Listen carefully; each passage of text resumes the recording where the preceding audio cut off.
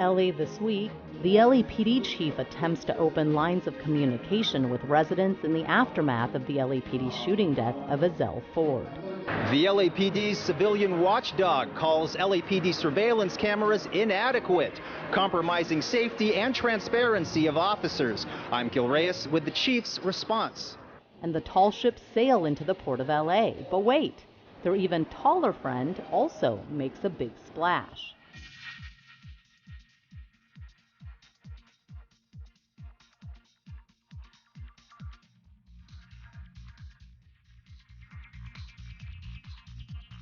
Hello and welcome to LA This Week. Thanks for joining us. I'm Ellen Chang.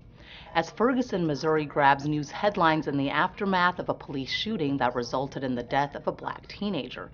Here in Los Angeles, the LAPD is also dealing with the fallout and the shooting death of a man on August 11th. Anna Marcos has more on a recent community dialogue. A moment of silence helped honor the memory of Ezell Ford, the 25-year-old South LA man reportedly killed by two LAPD officers in August. But soon tension stirred up community members who had come to the Paradise Baptist Church to meet with police and community leaders. Residents posed tough questions to Chief Charlie Beck about the shooting of Ford, who, according to family members, was diagnosed as schizophrenic. I think that maybe common sense can be used instead of a gun. So my question is, when is this cop going to be named, indicted, and convicted? Police officers don't come to work thinking that they're going to have to use deadly force.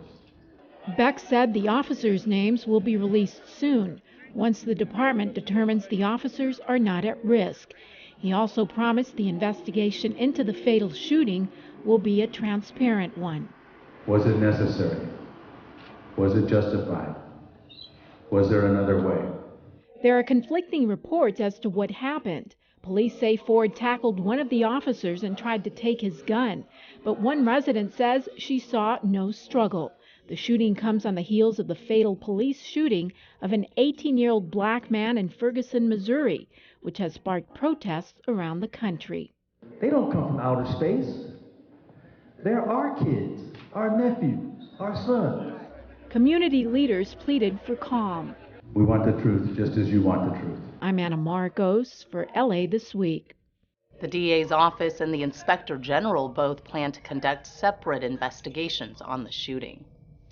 Staying with the LAPD, the latest audit from the Inspector General's office finds that security cameras at LAPD stations are doing a poor job of monitoring the workplace.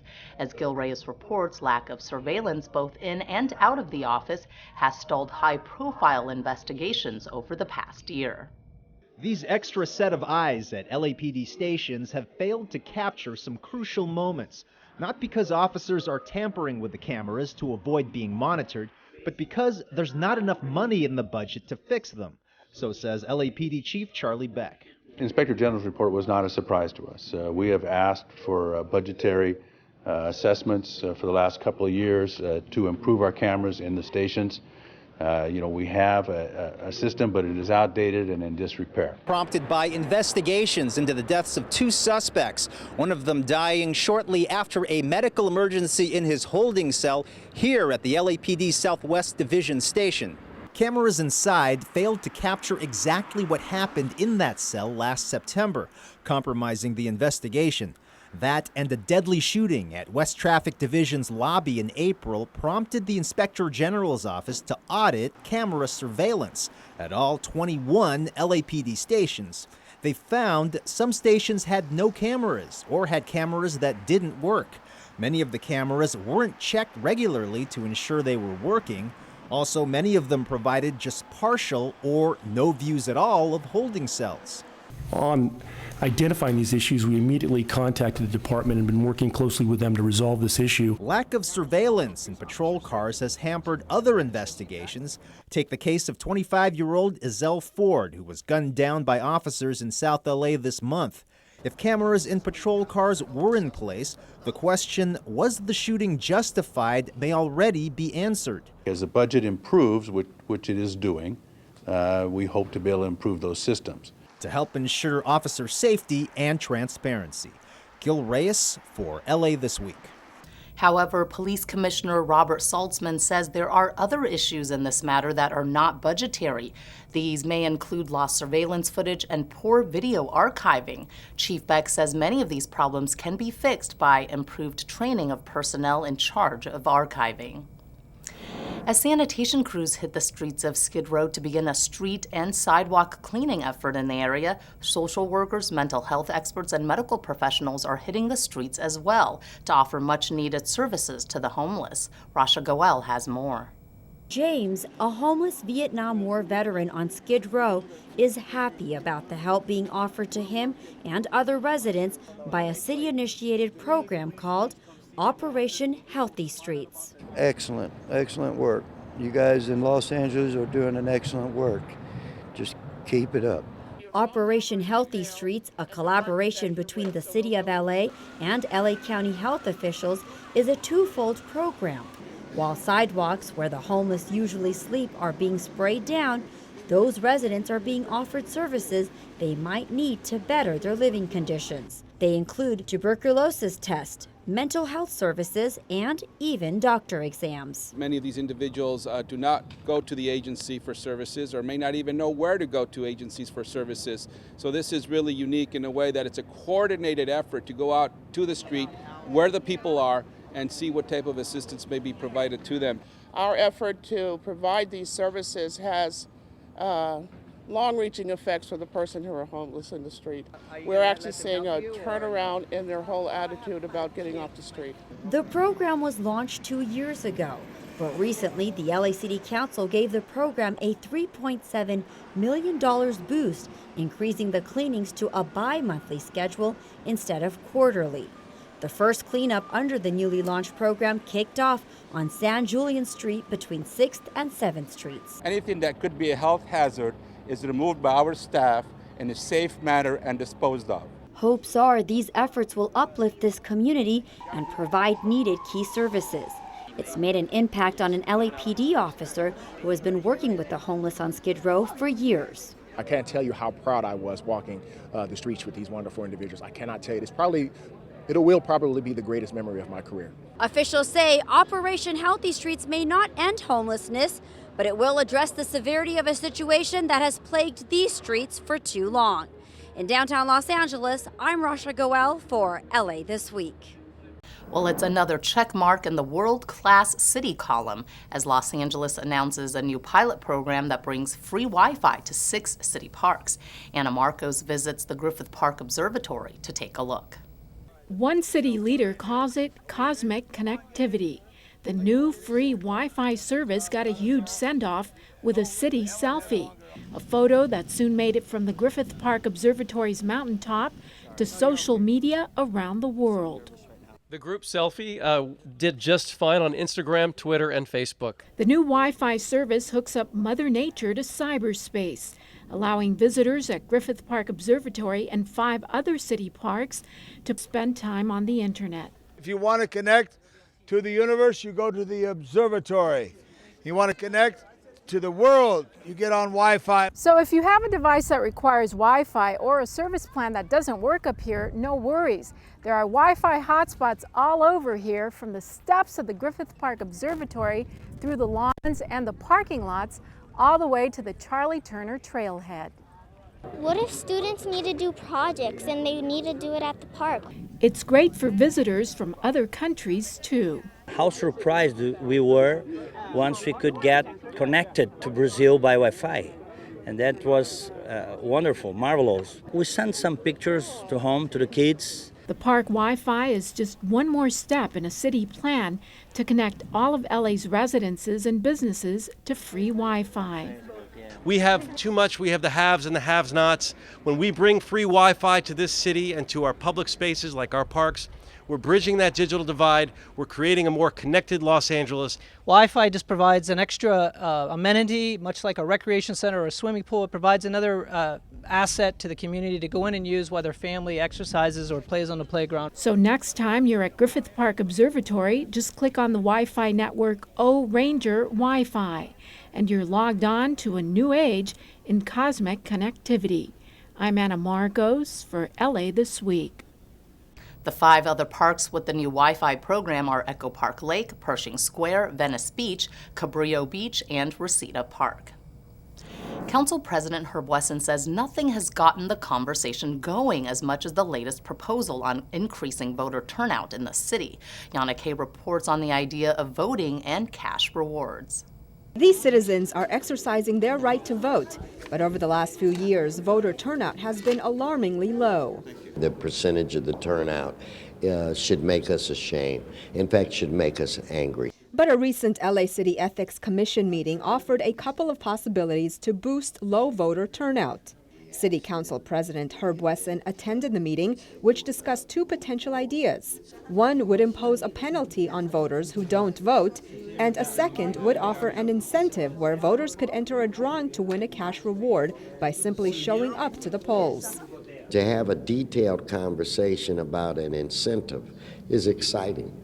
Ethics Commission President Nathan Hodgman says Australia already imposes a $15 penalty for those who don't vote. The result is a 90% voter turnout. He says Los Angeles needs a similar innovative approach by implementing something like a lottery drawing. The way you enter the drawing is by literally showing up to vote. And again, you can vote for anyone or in some cases no one, but you have to show up to vote. But Vice President of the Ethics Commission, Jessica Levinson, addressed an issue that may be cause for concern.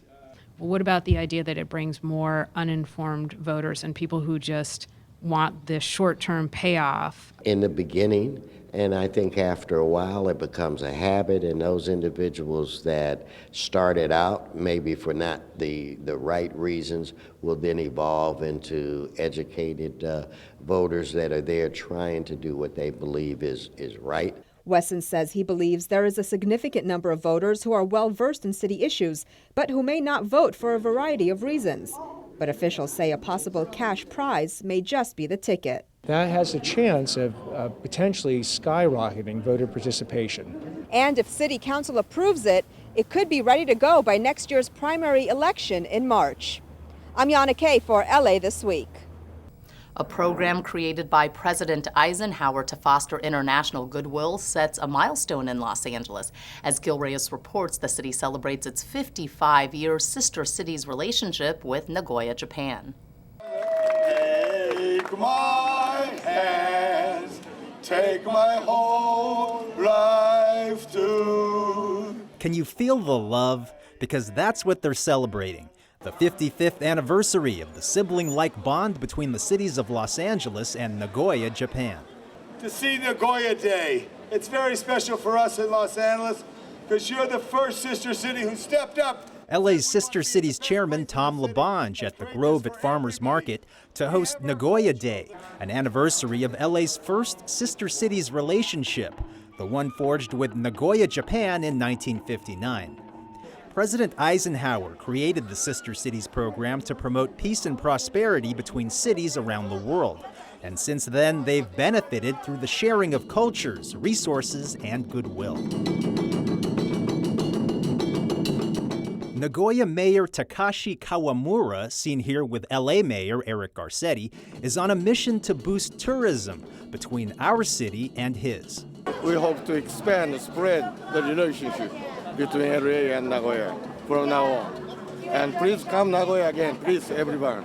While the samurai mascot Hachimaru invites Angelenos to visit Nagoya Castle and Atsuta Shrine, Councilman LaBonge invites Nagoyans to visit the Grove and the Hollywood Walk of Fame, a cross-promotion of cultures using one of Japan's most popular inventions, the karaoke machine. For I can't help falling in love with LA. At the Grove, Gil Reyes for LA This Week. Despite the 55-year fellowship, this only marked the first official Nagoya Day in the city of LA. LA has formed sister city relationships with 24 other international cities. And speaking of Japanese culture, it's alive and well in downtown's Little Tokyo. Here again is Gil Reyes, who takes us to the city's Nisei Week festivities. Taiko drummers helped kick off the 74th annual Nisei Week celebrations in downtown's Little Tokyo. It's a time to honor the contributions of Japanese Americans like Korean War hero Hiroshi Hershey Miyamura. I received my Medal of Honor for the actions on the night of April 24th, 1951, when the Chinese started their spring offensive. And I was a machine gun squad leader. And after hours of fighting, I gave the order for my men to withdraw. That action not only earned him the nation's highest military award, the Medal of Honor, but also Grand Marshal duties for 2014's Nisei Week parade. Nisei Week began in 1934, inspired by the challenges of the aging Issei, or first-generation Japanese Americans. Nisei, or the second generation, were tasked with handing down old traditions to their kin and beyond. Reminders include these Japanese flower arrangements and dances, in hopes that the new generation will never forget. In Little Tokyo, Gil Reyes for LA This Week. The internment of Japanese Americans during World War II halted the celebration for 6 years. That's why 2014's event is noted as the 74th Nisei Week celebration and not the 80th. Anchors away, dozens of ships recently sailed into the port of Los Angeles for the Tallships Festival. But it wasn't just about the ships. A cute little, or maybe not so little, yellow friend also set sail. Yana Kay has more. Standing more than 60 feet tall and weighing 11 tons, it was quite a sight as the world's largest rubber duck slowly made its way under the Vincent Thomas Bridge at the Port of LA, attracting thousands of visitors. How could you not love a duck? Come on, he's great. The adorable duck's arrival marked its West Coast debut and helped kick off the Tallships Festival, a 5-day event featuring more than a dozen domestic and international ships that sailed into the harbor. We're looking at just a weekend of entertainment and fun and really introducing tens of thousands of people from the Los Angeles region to the LA waterfront. With their cannons going off and their sails on full display, visitors were treated to all of the power and might of these grand vessels. I loved it. I loved all the ships coming by. The bomb that went off today, it was from the ship. It freaked me out. And while the vessels were a huge hit, the friendly rubber ducky was certainly a main attraction. I like the rubber ducky.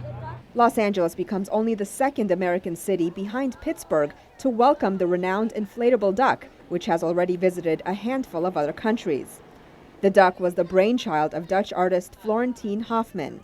And whether it was the rubber ducky or the allure of the ships, the harbor was brimming with activity, a welcome sight for city officials. We are going to bring 300,000 people to our waterfront, and our Port of Los Angeles is embracing it.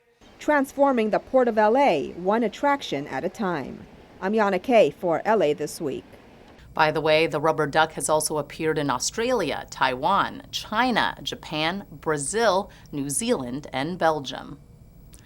Voters learn about the water bond measure that will appear on the November ballot. Your help is needed in solving a bank robber's identity, and the LA Zoo welcomes over a dozen baby snakes this summer. Here is CityBeat. As we enter the third year of drought here in California, Assemblyman Adrian Nazarian, who represents Sherman Oaks, along with Metropolitan Water District of Southern California and Los Angeles Department of Water and Power, hosted a meeting at Los Angeles Valley College to discuss the recently passed water bond. Come November, there will be a ballot measure that will ask voters to approve $7.5 billion in borrowing for water projects.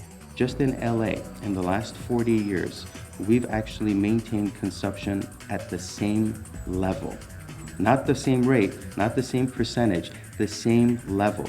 So that speaks to not only the conservation work that we've done as residents, but also the technological investments we've made.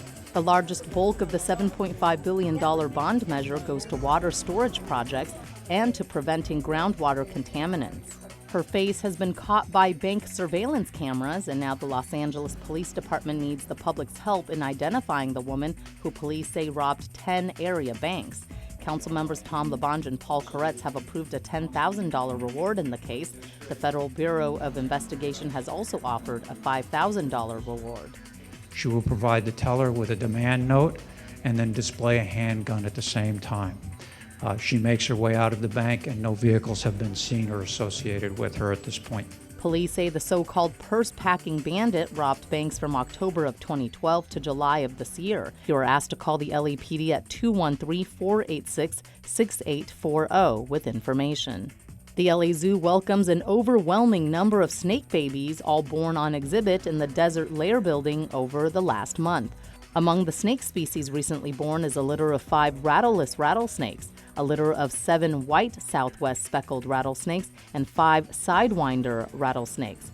All of the babies are being taken care of off-site until they are able to be sent to zoos across the country. Music lovers had the chance recently to enjoy jazz music and to celebrate its roots here in our city. Here's Rasha Goel. Angelenos enjoyed 2 days of festivities at the 19th annual Central Avenue Jazz Festival, which pays homage to the role Central Avenue played in establishing jazz music and culture. Central Avenue is considered by most to be the birthplace of jazz on the West Coast in the 1920s. Really taking advantage of the multicultural, multi-ethnic diversity of this community and celebrating the arts in a way that brings us together and encourages business growth. This year, the festival was expected to draw more than 35,000 people and was bigger than previous years. For musicians like Maia, it holds a significant value. This is a historic area where everybody came through here, and then, Duke Ellington, Billie Holiday, you name it, Errol Garner, Cab Calloway. They used to come in this area and play when they came to LA. The festival was free to the public and took place along Central Avenue from 43rd Street to Martin Luther King Boulevard. Heard about this for many years and never made it, so I wanted to see this jazz performances. And perhaps even shake a leg. I'm Rasha Goel for LA This Week. In this week's list of things to do, an outdoor showing of La Bamba, an exhibit on Harry Potter, and paying tribute to the iconic Route 66. Summer is coming to an end, and so is the Pershing Square Friday Night Flick series, which ends in September. The film being shown on Friday, August 29th will be La Bamba. It's the Pershing Square Facebook choice. La Bamba is the story of the life and career of Chicano rock and roll star Richie Valens. Films are shown on a 20-foot inflatable screen and start at 8 p.m. Pershing Square is located at 532 South Olive Street downtown. Pack a picnic, bring a blanket or lawn chair. You can find details at facebook.com/Pershing Square LA. And if you are a Harry Potter fan, you won't want to miss this exhibit at the Hollywood Museum. The museum's new collection of sorcery includes acquisitions from the Harry Potter film franchise. Included in the exhibit are the broom, quill, and ink bottle Harry used while at Hogwarts School of Witchcraft and Wizardry, a black wand box signed by actress Maggie Smith, and a series of wand boxes with their coordinating wands are displayed, highlighted by Harry's black handle instruction wand and Dumbledore's purple handle wand, both in their dragon skin boxes. The Hollywood Museum is located at 1660 North Highland Avenue in Hollywood. For ticket prices and hours, go to thehollywoodmuseum.com. And if you're more into real life, specifically the history of our region, then check out the exhibit Route 66, The Road and the Romance, on view at the Autry National Center of the American West, now through January 4th of 2015. Discover the facts and fiction surrounding the Mother Road through more than 250 artifacts that trace the history of the route and its impact on American popular culture. See the oldest existing Route 66 shield alongside vintage gas pumps and neon art. You can also read from the pages of John Steinbeck's original handwritten manuscript for The Grapes of Wrath. The Autry is located at 4700 Western Heritage Way. Go to route66.theautry.org/exhibition. And that's a look at some upcoming things to do. The kids in Hollywood are ready to play ball as the LA Dodgers begin another season of baseball clinics. Anna Marcos takes us to a session at the Lemon Grove Rec Center. Hazel Zamora may look all LA Dodger, well, almost. But don't be deceived by the pink Hello Kitty bag. Inside are stored some of her biggest treasures, her mitt and baseball bat. And she's ready to go to bat with some real LA Dodgers. Because you could bat, catch, and hit the ball, and you could run into the bases. This is one of the baseball clinics the LA Dodgers are hosting this season, and these kids at Hollywood's Lemon Grove Rec Center will get one-on-one training with the likes of ex-Dodgers players Al Downing and Tim Leary. You get to see Major League Baseball players, whether they're current or former, and you hear, the proper how to do it. Because a lot of times you're coached by your neighbor. The kids rotate through the stations, hitting, pitching, catching, and running their way through the sessions. Apparently, even reporters can learn something here. So that would have been a home run that you hit? No, it would have been an RBI single. This is one of the things that kids are learning. It's called fielding a ball. Let's see if I can do it. You catch and cover. I did it, right? Very good. Not bad for a lefty. I like baseball. I play for fun. I'm good, but not that good. It's a real good sport. It helps you with a lot of moves, and then it helps you in other sports. I hope to learn how to pitch, how to catch the ball properly with the baseball mitt, and learn more stuff about baseball. I know what I get out of it. When I was a youngster, I was one of those kids. And so, from the pros to the kids, the baseball Dodgers legacy gets passed on once again. I'm Anna Marcos for LA This Week. And in This Week in Tweets, we go from baseball to basketball. For all the controversy in the aftermath of former Clippers owner Don Sterling's recorded racist comments that eventually got him banned from the NBA, the city of Los Angeles now celebrates a new era, one in which former Microsoft CEO Steve Ballmer now owns the team. The LA Mayor's Office Twitter account posted this photo of Mayor Garcetti. In LA This Week, the LAPD chief attempts to open lines of communication with residents in the aftermath of the LAPD shooting death of Ezell Ford. The LAPD's civilian watchdog calls LAPD surveillance cameras inadequate, compromising safety and transparency of officers. I'm Gil Reyes with the chief's response. And the Tallships sail into the port of LA. But wait, their even taller friend also makes a big splash.